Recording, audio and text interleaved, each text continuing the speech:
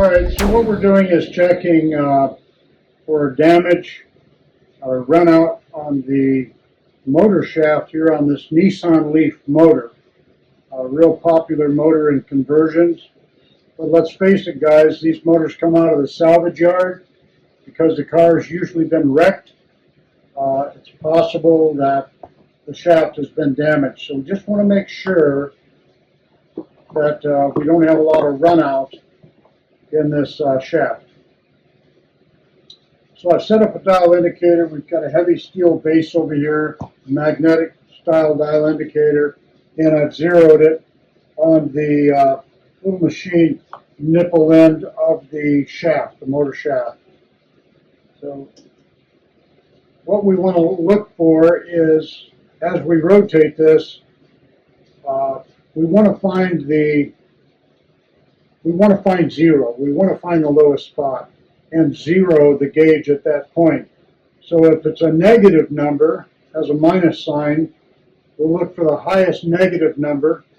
Or if we have no negative numbers, we'll look for either zero or the lowest whole number and zero. That will be our starting point. So I've already done that, and I've marked the shaft here with a black marker as my starting point. Now when I rotate this shaft, just a little flexing, there's always going to be a little bit of movement in the shaft, but I'm checking to make sure it's not, that we don't have run out. So when I rotate this shaft, then I'm going to release. When I release, if it's zero, that's correct reading. When I'm putting pressure on it, you can see I can affect it because I'm actually moving the shaft to one side or the other. But I'm going to turn it and release.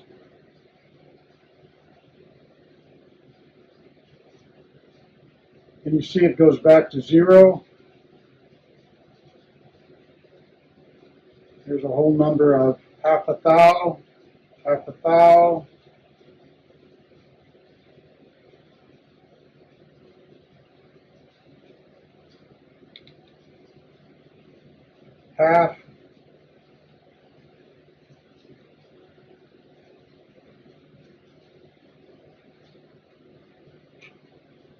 back to zero,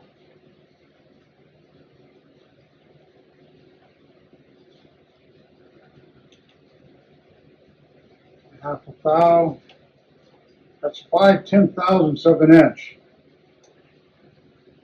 The hair on your head is probably 2 to 3 thousandths. Zero, half a thou.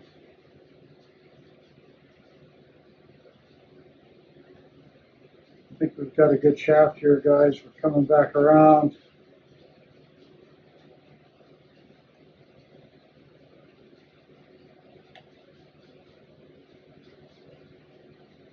And back to zero. So at the very most, we have a half of a thousandths, 5/10,000ths of an inch of run out on this shaft.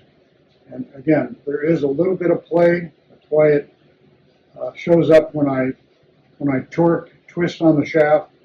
But this is a good shaft. This one's not damaged, so I feel comfortable to move on. Now you notice we inverted the motor so that the shaft is sticking straight up to the ceiling.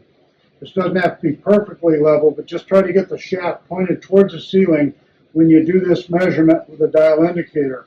We're also going to want the motor in this position when we mount the torque box adapter plate and torque box to the shaft, coupler to the shaft.